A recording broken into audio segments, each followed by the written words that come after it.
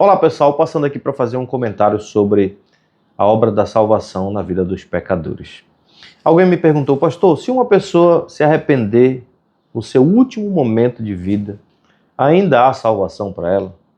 Será que uma pessoa que passou a vida inteira pecando contra Deus, cometendo todo tipo de coisas erradas e se arrepender no seu último momento, ainda pode ser salvo?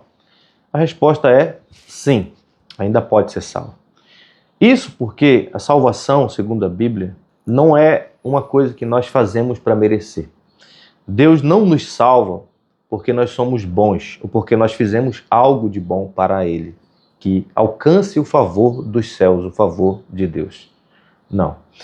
O quadro que o apóstolo Paulo pinta acerca de todos nós, de todos os seres humanos, independentemente se você fez coisas hediondas ou não, está em Efésios capítulo 1, onde ele diz que ele vos deu vida estando vós mortos nos vossos delitos e pecados. A condição de todo ser humano que nasce neste mundo, em Adão, é de morte espiritual. O morto, vocês sabem, ele não reage a estímulos externos.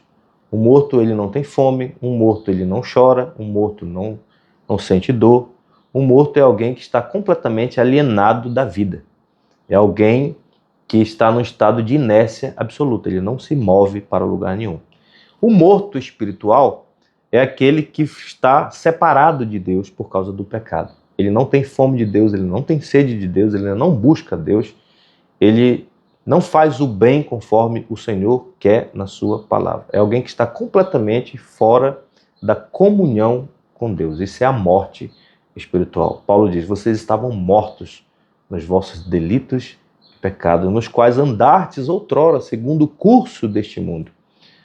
O curso deste mundo são os valores, os princípios que regem a sociedade ante Deus. São aqueles princípios que norteiam o comportamento das pessoas em uma sociedade que não ama a Deus. O curso deste mundo. Aí Paulo diz, segundo o príncipe da potestade do ar, do espírito que atua nos filhos da desobediência. Então, Paulo diz que o homem sem Deus, seja ele quem for, ele está num estado de morte espiritual, ele está num estado de escravidão, porque ele é escravo do mundo, escravo de Satanás, que é o espírito que atua nos filhos da desobediência, atua, que vive, que comanda essas pessoas, né? E o apóstolo Paulo diz que todos nós estávamos nessa situação. E não só isso, o homem não é só escravo do mundo, do diabo, ele é escravo da sua própria carne, diz Paulo. Paulo diz, né, que nós andávamos segundo as inclinações da nossa carne, fazendo a vontade da carne e dos pensamentos. Então o homem sem Deus, ele é morto, ele é escravizado pelo mundo, pela carne e pelo diabo. A carne é aquela nossa natureza maligna que nos inclina para o mal, que é contrária à lei de Deus, diz Paulo. Mas Paulo diz que o homem sem Deus também ele está no estado de condenação. Paulo diz que nós éramos por natureza filhos da ira, como também os demais. Nós nascemos debaixo da condenação de Deus, da ira de Deus. Paulo, conforme diz João Calvino, vai falar comentando Efésios, que o homem nasce com o pecado assim como a serpente nasce com o seu veneno. Por natureza nós somos transgressores da lei do Senhor. Então se Deus fosse nos tratar com base nos nossos atos, todos nós seríamos condenados pela ira de Deus, pela lei de Deus. Estávamos debaixo do seu juízo. Mas o texto diz em Efésios capítulo 2, verso 4.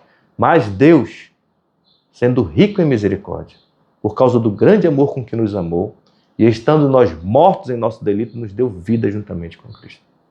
Então veja que a iniciativa na obra da salvação não foi nossa, foi de Deus. Mas Deus. Dr. R.C. Sproul dizia que essa expressão, essa conjunção adversativa, né? Mas, é a palavra mais importante da Bíblia. Nós deveríamos escrevê-la num local onde nós pudéssemos nos lembrar sempre dela. Mas Deus. Não é mais eu tomei a iniciativa, não. Mas Deus, vendo a nossa condição de pecado e miséria e de completa ruína por causa da nossa pecaminosidade, Deus tomou a decisão e a atitude de nos redimir dessa situação. Por causa da sua grande misericórdia, por causa do grande amor com que nos amou. E estando nós mortos, escravizados e condenados, Ele nos deu vida juntamente com Cristo. A vida só é possível em Cristo, essa união com Cristo. Essa expressão juntamente com Cristo significa a união mística. A salvação só é possível se nós estivermos unidos a Cristo pela fé.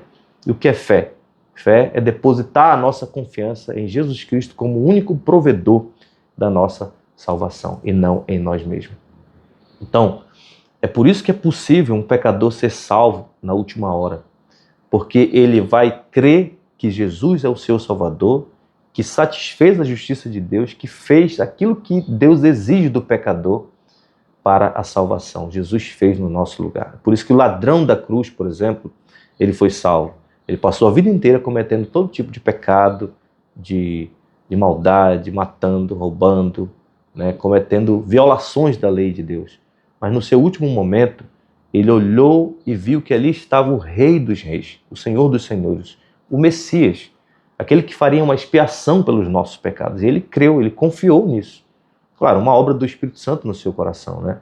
Ele confiou que Jesus era o seu Salvador e disse: Jesus, lembra-te de mim quando vieres no teu reino. Né? Ele creu que Jesus tinha um reino eterno, né, depois da morte. E então, ele, confiando nisso, o Senhor Jesus falou: hoje mesmo estarás comigo no paraíso. Por que Jesus salvou ele se ele fez uma série de maldades? O apóstolo Paulo explica nesse texto aqui. Porque pela graça sois salvos, mediante a fé. Graça é exatamente esse favor que nós não merecemos da parte de Deus. É um favor, é um presente, é uma dádiva que Deus nos dá. Pela graça sois salvos mediante a fé. A fé é o instrumento com o qual nós recebemos essa graça da parte de Deus. E essa fé, diz Paulo, não vem de vós, é um dom de Deus. Até a fé que nós temos não é uma coisa que nós mesmos produzimos em nosso coração. Você não tem fé porque você é mais importante do que o seu vizinho. Você creu, ele não creu. Não, você tem fé porque Deus dispensou essa fé a você e te deu esse presente da fé. Fé é um dom de Deus, não por obras, para que ninguém se glorie, diz o apóstolo Paulo. Então, o objetivo de Deus em nos salvar unicamente pela sua graça e misericórdia é para que a glória seja dada somente a Ele. Isso é um lema da reforma, né? Só lhe deu glória. Somente a Deus a glória. Porque dele, por meio dele, para ele são todas as coisas. A ele, pois, a glória, diz Paulo, eternamente. Então, há esperança de salvação, sim, para qualquer pecador que se arrepender dos seus pecados, mesmo que seja no seu último momento. Tá? O correto mesmo é, em ouvindo a palavra da verdade, é nos arrependermos e crermos em Jesus Cristo para a nossa salvação.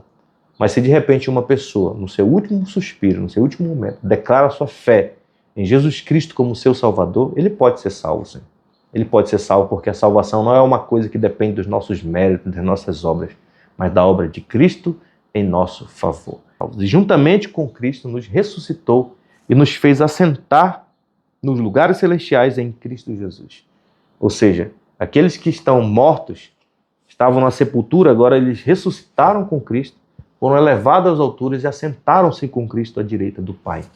No sentido de que Cristo é o nosso representante pactual. E onde Ele estiver, lá nós estaremos. Então nós já estamos assentados com Cristo à direita de Deus, seguros da vida eterna. Aquele que foi salvo pela graça, ele não perde essa salvação. Porque a salvação é uma obra de Deus e não do homem. Nós fomos selados com o Espírito Santo para o dia da redenção, diz o apóstolo Paulo. Que Deus possa abençoar a sua vida. E se você de repente é uma pessoa que acha que não há mais esperança para você, saiba que no Evangelho de Cristo há esperança para o principal dos pecadores, diz o apóstolo Paulo. Que Deus te abençoe.